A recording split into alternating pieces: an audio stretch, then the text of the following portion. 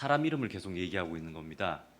들어보니까 자기 친구 이름 같아요. 무슨 뭐 누구 이렇게 얘기하면서 자기 친구 이름을 얘기하면서 혼자 웃고 즐거워하고 있었습니다. 그래서 물었습니다. 친구들 이름이야? 그랬더니 맞대요. 그래서 친구들이랑 친해? 이렇게 물었죠. 그랬더니 아이가 대답합니다. 친해. 근데 두 명은 안 친해. 이렇게 얘기를 합니다. 왜 안 친해? 그러니까 말도 잘 안 하고 잘 안 놀아. 이렇게 얘기합니다. 그래서 아이한테 제가 얘기했습니다.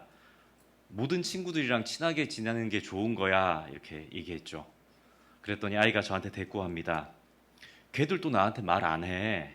그리고 걔들도 나한테 잘 안 해줘. 그러면서 이 아이가 저한테 묻습니다. 아빠는 모든 사람들이랑 다 친해?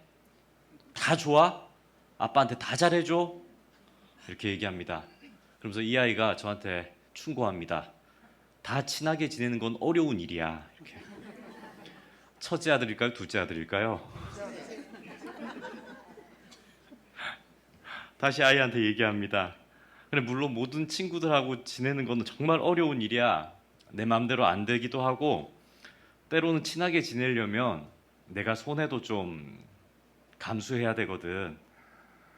그래도 친하게 지내려고 노력해야 돼. 그랬더니 아이가 묻습니다. 아니, 그러니까 왜 그래야 하는 건데? 뭐라고 답하실 거예요? 예수님이 그렇게 하라고 하셨어. 예수님이 우리를 위해서 십자가에 죽기까지 하시면서 우리 보고 서로 친하게 서로 도우면서 지내라고 하셨어. 그러니까 친하게 지내려고 노력하면서 살아야 돼. 이렇게 얘기했습니다. 목사 아빠 답죠? 아이가 대답합니다. 어휴. 그런데 아이가 곧이어서 이렇게 얘기합니다. 예수님이 하라고 하셨으면 그렇게 해야지 뭐. 실제로 저와 아이가 나눈 대화인데요. 저는 사실 그때 깜짝 놀랐습니다. 아이에게 예수님이 그렇게 하셨어, 그렇게 하라고 하셨어 이렇게 얘기하는 게 무슨 설득력이 있을까라고 생각했기 때문입니다. 근데 그 말을 들은 아이가 예수님이 하라고 하셨으면 그렇게 해야지 라고 하면서 자연스럽게 받아들이는 모습을 보면서 참 많은 생각을 했습니다. 저와 성도님들께서는 예수님이 하라고 하시면 그 말씀대로 잘 순종하면서 살아가시렵니까? 누구나 잘 알고 암송하는 말씀이 있습니다. 요한복음 3장 16절 말씀이죠. 하나님이 세상을 이처럼 사랑하사 독생자를 주셨으니 이는 그를 믿는 자마다 멸망하지 않고 영생을 얻게 하려 하심이니라. 아멘. 우리는 이 구절에서 그를 믿는 자마다 영생을 주신다는 구절만 기억하고 나머지 모든 성경의 내용들은 다 잊고 살아가고 있지는 않은지 한번 살펴보기를 원합니다. 복음을 들었고 복음을 믿었습니다. 믿는다고 고백함으로 우리는 영생은 얻었을지 모릅니다. 하지만 믿음을 소유한 자라면 마땅히 가져야 하는 그리스도인의 책임이나 의무를 망각하고 있지는 않은지 돌아보길 원합니다. 성경은 구원 얻는 믿음에 대해서 우리에게 또한 이렇게 말씀합니다. 마태복음 7장 21절 말씀입니다. 나더러 주여 주여 한 자마다 다 천국에 들어갈 것이 아니요 다만 하늘에 계신 내 아버지의 뜻대로 행하는 자라야 들어가리라. 아멘. 나더러 주여 주여 하는 자마다 다 천국에 들어갈 것이 아니요 다만 하늘에 계신 내 아버지의 뜻대로 행하는 자라야 들어가리라. 저는 구원받는 조건을 얘기하고 싶지는 않습니다. 천국은 하나님의 사랑으로 우리가 예수 그리스도를 믿는 믿음만 있으면 가는 것이라고 성경은 분명히 말씀하고 있기 때문입니다. 이 말씀에 토를 달거나 어떤 조건을 붙이고 싶지는 않습니다. 하지만 진정으로 예수 그리스도를 영접한 그 이후에 신자가 살아가야 할 이 땅에서의 삶의 모양에 대해서는 우리가 한번 생각해 보아야 합니다. 신자의 믿음과 삶의 모양은 자기 스스로가 나 스스로가 나를 평가해서 만족하는 것이 아니라 하나님이 보시기에 나의 모습을 보고 만족스러워야 하지 않겠습니까? 그렇기에 우리가 먼저 알아야 할 것이 있습니다. 하나님은 우리 마음의 중심을 꿰뚫어 보시고 순전한 믿음을 원하시는 분이라는 사실입니다. 함께 봉독하길 원합니다. 사무엘상 16장 7절 말씀입니다. 여호와께서 사무엘에게 이르시되 그의 용모와 키를 보지 말라. 내가 이미 그를 버렸노라. 내가 보는 것은 사람과 같지 아니하니 사람은 외모를 보거니와 나 여호와는 중심을 보느니라 하시더라. 아멘. 사람이 아무리 치장을 하여도 하나님은 그 마음의 중심을 아신다는 말씀입니다. 그러니 아무리 주여 주여 불러도 하나님은 그 마음의 중심을 아시는 분이기에 하나님은 인간에게 속지 않으신다는 말씀이시죠. 공상허언증이라는 질병이 있습니다. 들어보셨습니까? 보통 사람들이 거짓말을 하게 되면 얼굴이 빨개진다든지 말을 더듬는다든지 눈을 위아래로 굴린다든지 어떤 식으로든 표시가 나기 마련입니다. 자기 스스로도 거짓말을 한다는 것을 인지하고 그에 대한 죄책감 때문에 드러나는 그러한 표정이라고 하죠. 그러한 현상입니다. 하지만 이 공상허언증에 걸린 사람은 그렇지 않습니다. 이 질병의 무서운 점은 또 하나가 있는데요. 거짓을 말하지만 자기 자신도 그 거짓을 거짓이 아니라 진실이라고 착각하는 병이라는 것입니다. 실제 그의 삶은 그의 말과는 전혀 다른 거짓투성이지만 자기 스스로는 본인은 진실하다고 스스로도 속고 속이는 겁니다. 그리고 자신이 속은 것도 모르는 병이 바로 이 공상허언증이죠. 그러면서 왜 사람들이 나는 이렇게 진실한데, 나는 이렇게 정직한데 나를 오해하고 나를 다르게 볼까? 라면서 스스로가 상처받는 병이 바로 이러한 병입니다. 그냥 다른 사람들이 자신을 오해하는 거라고 치부해버리는 병, 그리고 타인이 나를 향해 하는 진심 어린 충고나 권고를 전혀 들으려고 하지 않는 병이 바로 이러한 병입니다. 우리의 믿음을 이 공상허언증에 비교해 보면 어떠할까요? 공상허언증 대신에 공상믿음증이라고 한번 생각해 보면 어떨까요? 혹 우리도 알게 모르게 조금씩 공상믿음증에 걸려 있는 것은 아닌지 돌아보기를 원합니다. 오늘 본문 말씀에는 예수님을 따르겠다고 하지만 허언에 그치고 마는 세 유형의 인물이 등장합니다. 먼저 첫 번째 인물인데요. 누가복음 9장 57절과 58절의 말씀을 함께 읽겠습니다. 길 가실 때에 어떤 사람이 여짜오되 어디로 가시든지 나는 따르리이다. 예수께서 이르시되 여우도 굴이 있고 공중의 새도 집이 있으되 인자는 머리 둘 곳이 없도다 하시고. 아멘. 첫 번째 사람입니다. 사도 누가는 57절 말씀에 어떤 사람이라고 얘기하는데 평행 본문인 마태복음에서 마태는 그 어떤 사람이 누구냐면 서기관이야라고 가르쳐 줍니다. 이 서기관은 예수님을 따르겠다고 스스로 예수님에게 왔습니다. 자기가 스스로 예수님에게 왔습니다. 그리고 그는 자신 있게 얘기합니다. 어디로 가시든지 나는 따르리다. 이렇게 얘기합니다. 무엇을 요구하든지 예수님이 무엇을 하든지 나는 감수하겠다, 나는 따라가겠다, 나는 배우겠다라고 말하는 것이죠. 성경학자들은 이 서기관의 말을 당시 랍비를 따르던 학생들의 모습을 그는 고백한 것으로 해석합니다. 그러니까 서기관이었던 이 사람은 학생이 교사에게 지식적인 것을 배울 때와 같이 스승으로 예수 그리스도를 모셔서 그 예수 그리스도의 발자취를 따라서 연구하며 사는 삶을 살아가겠다라고 얘기하는 거죠. 그리고 그 학문의 성취, 학문적인 어떠한 것을 다 배우고 나면 보상 있는 삶이 있겠지라는 것을 기대하면서 예수님에게 당신이 무엇을 하든지 그대로 따르겠다라고 말했다라고 해석합니다. 하지만 예수님은 자신의 실제 상황과 앞으로의 모습을 이 어떤 사람, 이 서기관에게 자기 스스로 와서 따르겠다라고 말하는 이 사람에게 자기의 실제 상황을 말씀하십니다.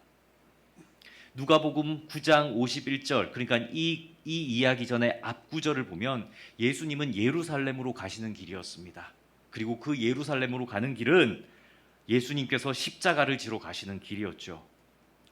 어떠한 명예를 주지도 못하고 십자가의 참혹한 죽음 외에는 그분을 따르는 제자들에게 줄 보상이 없는 그러한 길이었습니다. 그리고 예수님은 그 평생 동안 가졌던 재산도 없었기에 그를 따르는 제자들에게 물려줄 재산도 재물도 없으셨습니다. 그래서 예수님은 자신이 걸어온 공생의 기간을 회상하면서 자신을 따르겠다라고 말하는 이 서기관에게 얘기합니다. 여우도 굴이 있고 공중의 새도 집이 있으되 인자는 머리 둘 곳이 없도다. 주님은 예수를 따르겠다고 하는 이에게 너는 나를 따르겠다고 말하지만 예수를 따르는 이 길은 어떠한 세속적인 보상도 없는 길이라고 말씀하고 계신 겁니다. 너 따라와 봐야 세상에서 너에게 보상해 줄 것은 없어라고 말씀하시는 거죠. 기독교는 복의 종교입니다. 하나님을 믿고 따르는 이에게 하나님은 분명 셀 수 없는 복을 주시는 분이 맞다라고 성경은 계속 기록합니다. 하지만 기독교의 본질은 결코 세속적 기복주의 신앙을 말하지 않습니다. 오히려 하나님의 복은 세상의 성공과는 다르다고 말하는 종교임을 우리는 알아야 합니다. 예수님은 나를 따르라 말씀하시면서 이 말씀을 비유로 우리에게 믿음을 갖고 따르는 이들에게 세속적 보상을 허락하지 않을 수 있다라고 말씀하고 있는 것입니다. 그래도 성도님들은 예수 그리스도를 따르는 이 좁은 길을 걸어가실 수 있으시겠습니까? 예수님은 예수를 따르라 하시면서 우리의 시선이 세상에 머물러 있기를 원하지 않으셨습니다. 우리의 욕망이 세상을 탐욕하는 일에 머물러 있기를 원치 않으십니다. 십자가를 지러 가시는 예수님은 예수님이 십자가를 지시는 것과 같이 우리들 역시 세속을 넘어서는 하늘의 하혜자로 이 땅을 살아가기를 오늘날 믿음의 사람들에게 요청하고 계십니다. 세상의 금은보화를 뛰어넘는 하늘의 면류관을 기대할 수 있는 믿음, 세상에 높고 권세 있는 자리가 아니라 하늘의 면류관이 있는 낮고 겸손한 곳에서 순전한 사랑을 베풀어서 수많은 생명을 살리는 그러한 삶을 살아가기를 하나님께서는 우리에게 요청하고 계십니다. 사랑하는 성도님들은 이 길을 걸어가실 의향이 있으십니까? 서기관은 예수님의 이러한 대답을 듣고서는 그냥 말없이 사라졌습니다. 다음으로 두 번째 인물입니다. 오늘 말씀 59절과 60절의 말씀을 함께 읽겠습니다. 또 다른 사람에게 나를 따르라 하시니 그가 이르되 나로 먼저 가서 내 아버지를 장사하게 허락하옵소서. 이르시되 죽은 자들로 자기의 죽은 자들을 장사하게 하고 너는 가서 하나님의 나라를 전파하라 하시고. 아멘. 이 두 번째 사람은 어떤 부류의 사람일까요? 이 사람은 스스로 예수를 찾아온 사람이 아닙니다. 오히려 예수님이 직접 나를 따르라라고 요청을 받은 사람입니다. 예수님이 어떤 사람입니까? 예수님이 도대체 어떤 분이십니까? 앞장에 누가의 기록을 보면 병든 자도 고치시고 죽은 자도 살리셨고 5천 명의 사람들을 배불리 먹이기도 하신 분이십니다. 기적의 사람으로 하나님의 아들로서 이미 명성이 높은 분이시죠. 분명히 하나님의 아들이심을 증거하신 분이십니다. 허나 이 사람은 웬일인지 예수님께서 나를 따르라는 말에 바로 예 그렇게 하겠습니다라고 답하지 않습니다. 이 사람은 웬일인지 이렇게 얘기합니다. 그가 이르되 나로 먼저 가서 내 아버지를 장사하게 허락하옵소서. 이 구절만 보면 지금 이 사람은 아버지가 죽어서 장례식만 치르고 따르겠다라고 요청하는구나 이렇게 읽으실지도 모르겠습니다. 하지만 많은 성경학자들은 당시 이 사람의 아버지가 죽지 않았을 거라고 해석합니다. 왜냐하면 아버지가 죽어서 그의 곁에 있었다면 그는 구약의 율법대로라면 부정한 사람이 되어서 다른 사람들과 접촉하면 안 되는 상황이 되기 때문입니다.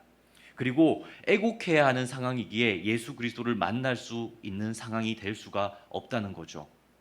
그렇다면 이 두 번째 사람은 죽지도 않은 아버지를 왜 장사한 후에 따르겠다라고 대답했을까요? 그 의미는 언제일지는 모르지만 자신의 아버지가 임종을 거두게 되면 그때 따를 테니 기다려달라는 암묵적인 돌려서 얘기하는 요청이라는 거죠.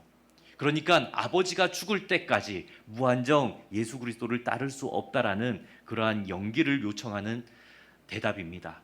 그리고 그가 이렇게 말하는 이유가 성경에 상세하게 밝혀져 있지는 않지만 당시 시대 상황에서 왜 이러한 대답을 했을까 해석해 보면 이 사람은 첫 번째는 육신의 아버지에 대한 돌봄을 다하고 싶은 마음이 있을 수도 있었겠고, 다른 이유로는 유산 상속의 문제를 해결한 후에, 그러니까 먹고 살 것에 대한 모든 재산을 물려받은 후에 재정적인 안정을 다 이룬 후에야 예수 그리스도를 따르겠다라고 말하는 것이라는 거죠.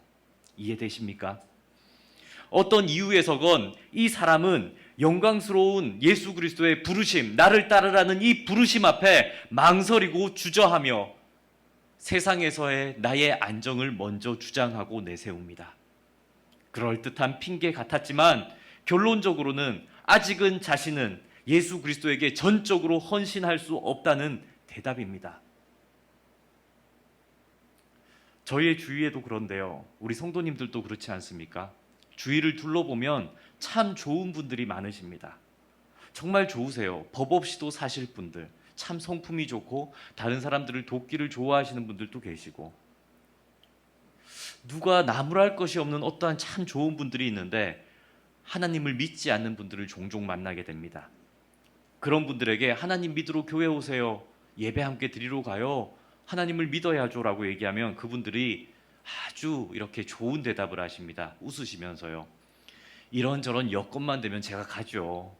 전 갈 겁니다. 갈 건데 지금은 아직은 아니고요. 곧 갈 겁니다. 조금만 기다려 주십시오. 어떠한 문제만 해결되면, 어떠한 여건만 허락이 되면 더 봉사하겠다, 내가 정말 교회 가겠다 라고 차일피일 미루시는 분들입니다. 우리는 그러한 분들을 만날 때 어떻게 대답하고 계십니까? 대답 안 하십니까?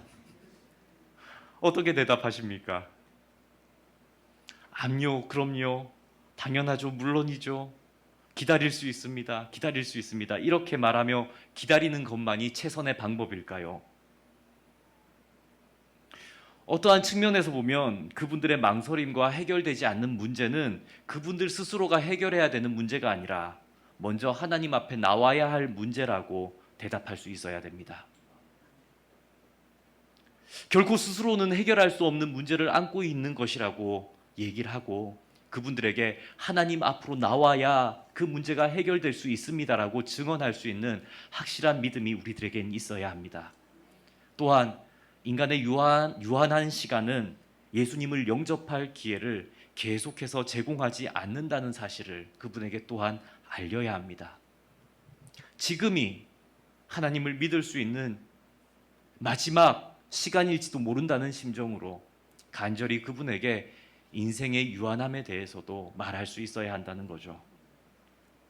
그렇다면 저와 여러분은 어떠한 마음으로, 어떠한 심정으로 예수 그리스도를 따르고 믿고 계십니까?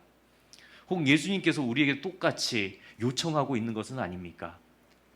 주일날 예배당에 나와 예배는 드리지만 또 예수님이 오셔서 요청합니다. 이것도 하고 저것도 하고 더 해야지, 나를 완전히 따라와야지, 좀 더 해야지 하는데 우리는 머뭇거리고 있는 소명은 없으십니까? 주님, 저 이 정도 하고 있지 않습니까? 하지만 이 문제만 해결되면 제대로, 이 문제만 해결되면 제가 한 방에 예수 잘 믿겠습니다. 이것만 회복하면, 아니 이러한 안정만 이루면 제가 하나님한테 다 내어놓겠다니까요 라는 이러한 대답으로 차일피일 예수 그리스도의 부르심 앞에 머뭇거리고 있지는 않으십니까? 주님, 조금 더 젊을 때 저를 부르시지 그러셨습니까? 저는 지금 이제 못합니다. 제 나이 모르십니까? 저는 못합니다. 저는 무릎도 성치 않고 관절도 아프고 잘 걷지도 못합니다. 이제 저는 못합니다 하면서 주님께 미루고 계신 것은 없으십니까? 예수님은 이 두 번째 사람에게 나를 따르라 요청하시면서 너의 삶의 최우선으로 하나님을 따를 것을 명령하십니다.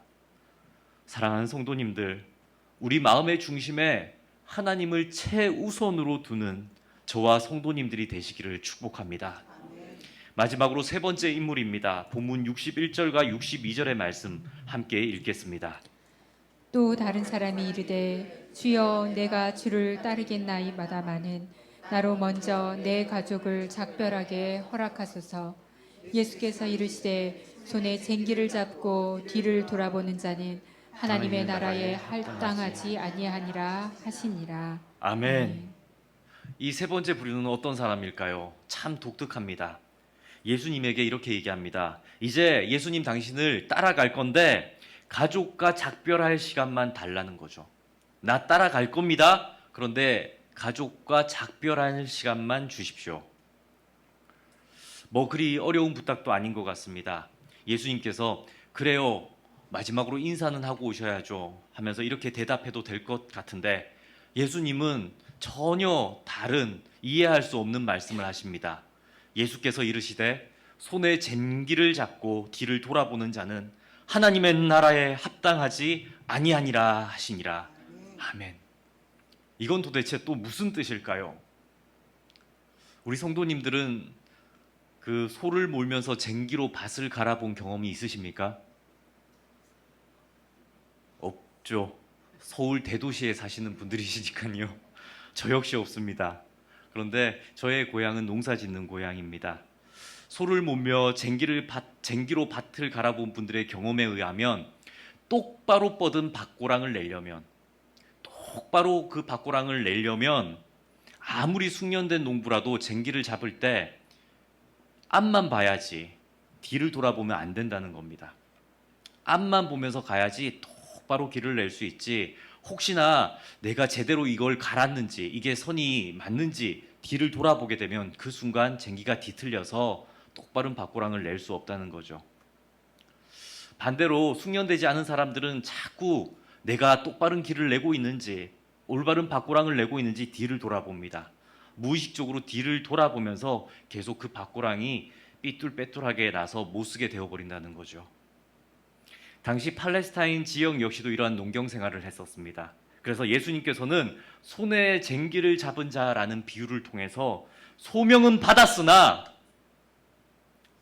부르심은 분명한데 불안해하고 주저하면서 확신이 없어서 머뭇머뭇하는 사람들을 빗대어서 손에 쟁기를 잡고 뒤를 돌아보는 자라고 말씀하고 계십니다. 이 세 번째 사람은 말로는 가족들과 작별 인사하러 가겠다라고 말했지만 실상은 가족들에게 물으러 간 겁니다. 예수님을 따라가도 괜찮은지 아닌지, 예수님을 따라가는 게 맞는지 아닌지, 다시 말해서 예수님을 따라가는 것에 대한 확신이 없는 거죠. 교회는 다닙니다. 예배도 드립니다. 헌금도 합니다. 무엇도 합니다. 하지만 하나님을 전적으로 신뢰하지 못하는 부류입니다. 한 손에는 성경을 붙들고 두려우면 기도도 합니다.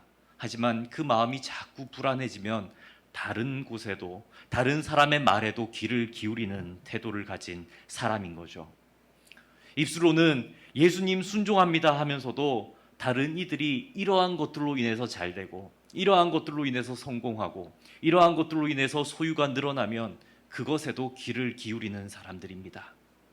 어쩌면 하나님만 전적으로 붙들면서도 이렇게 말하는 사람이죠. 하나님, 제가 당신에게 다 걸었는데 내 인생 망치지는 않겠죠? 하나님, 제가 기도했는데 다른 것도 좀 해야 되지 않을까요? 라고 생각하는 사람들입니다. 하나님의 말씀과 다른 어떠한 것들도 해야 되지 않을까요? 하나님의 말씀을 어겨가면서도 이것도 해야 되지 않을까요? 라고 생각하는 사람들입니다. 겉모습은 믿음으로 포장되어 있지만 속을 들여다보면 온갖 계산은 다 되어져 있고 행동은 순종하는 것 같으나 그 행동은 여러 갈래로 다 나뉘어져 있는 모습입니다. 예수님께서는 이러한 불안해하는 믿음은 그 믿음이 99%일지라도 하나님 나라에 합당하지 않다라는 말씀을 이 쟁기 잡은 자의 비유를 통해서 우리에게 말씀하십니다. 쟁기는 손에 놓지 않았지만 앞을 보지 못하고 계속해서 뒤를 돌아보는 연약한 믿음의 자를 이렇게 말씀하십니다. 하나님께서는 하나님과의 1대1의 관계 속에서 온전한 100%의 믿음으로 우리가 나아오기를 요청하고 계십니다. 당찬 믿음의 기계를 가진 사람을 예수님은 제자로 부르시고 계십니다. 그렇다면 오늘날 저와 성도님들은 손에 잼기를 잡고 뒤를 돌아보지 않을 믿음을 가지고 계십니까? 오늘 본문 속에는 예수 그리스도를 따르고자 했지만 따르지 못하는 세 부류의 사람이 나옵니다. 인자는 머리 둘 곳이 없다고 하자 돌아간 사람, 아버지를 장사하고 오겠다고 핑계하는 사람, 마지막으로 가족과 인사하고 오겠다고 주저하는 사람입니다. 이것을 역으로 생각해 보면 예수님을 따를 수 있는 세 가지 믿음의 모습이 보입니다. 예수 그리스도를 온전히 따를 수 있는, 예수를 따를 수 있는 신앙의 온전한 모습 세 가지가 보입니다. 첫 번째는 세속적 보상을 기대하지 않을 수 있는 믿음의 사람입니다. 두 번째는 하나님을 최우선으로 여기는 믿음의 사람입니다. 세 번째는 하나님은 절대적으로 신뢰하는 믿음을 가진 사람입니다. 저도 제가 설교했지만 이러한 믿음의 사람을 만나기는 참 어려운 것 같습니다. 저 역시도 이러한 믿음을 가질 수 있을까? 결심하고 결심해도 무너지고 실수할 수 있을지 모르겠다는 생각을 거듭하게 됩니다. 그렇다면 성도님들은 어떠하십니까? 정말 이러한 삶을 살 수 있겠습니까? 세속적 보상을 기대하지 않을 수 있는 믿음, 하나님을 최우선으로 여기는 믿음, 하나님을 절대적으로 신뢰하는 믿음 말입니다. 반대로 우리 성도님들에게 다시 묻고 싶습니다. 아니, 하나님을 믿지 않으신다면 왜 이 자리에 오셨습니까? 아니, 하나님을 믿지 않으실 거라면 대체 이 세상에서 누구를 믿고 나아가시겠습니까? 하나님 없는 세상을 여러분은 생각하실 수 있으십니까? 저는 하나님 없는 세상은 생각할 수가 없습니다. 그러면 분명히 하나님이 계신데 그 하나님을 우리가 온전히 붙잡아야 하지 않겠습니까? 사랑하는 성도님들, 사람은 언젠가는 흙으로 모두 돌아갑니다. 언젠가는 하나님께로 돌아가는 유한한 시간 속에 머물러 있는 연약한 존재입니다. 그러면 이 시간들 속에서 우리는 무엇을 쫓아서 살아가고자 하십니까? 하나님이 분명히 계신데 우리는 무엇을 쫓아서 세상에서 아둥바둥 뛰며 무엇을 더 가지려고 아둥바둥 챙기고 계십니까? 예수님은 십자가를 지시기까지 하나님을 쫓아 따르셨고 끝내 영광스러운 부활로 하늘 보좌 우편에 앉으셔서 우리로 하여금 그 길을 따라오라고 손짓하고 부르고 계십니다. 여기 모인 우리들 역시도 마지막 날에는 분명 그러한 부활의 영광을 꿈꾸며 나아가야 하지 않겠습니까? 두 손에 움켜진 것이 아무리 많다 한들 그것을 지고 하나님 나라에 들어가지 않습니다. 이 땅에 소유가 많다고 자랑치도 못하고 이 땅의 명예로 하나님 앞에서 칭찬받을 일도 없습니다. 다만 하나님 아버지 앞에 섰을 때 한 가지, 그 마지막 날에 한 가지, 이 땅에 살면서 우리가 누구를 쫓아 살았던가, 이 땅을 살면서 우리가 무엇을 위해 살았던가, 이 땅을 살면서 우리가 무엇을 최우선으로 두고 걸었던가가 하나님에게 칭찬 들을 일입니다. 예수님은 오늘 또 우리에게 예수를 따르라, 그리스도의 편지라, 너희가 그리스도의 향기라 말씀하시며 우리를 부르고 계십니다. 저는 성도의 삶이라는 표현의 다른 말인 신앙생활이라는 말을 참 좋아합니다. 신앙은 곧 삶이라는 얘기입니다. 신앙생활, 신앙은 생활이요 나의 삶이죠. 삶으로 살아내는 나의 믿음이 바로 신앙입니다. 그것이 바로 성도의 삶입니다.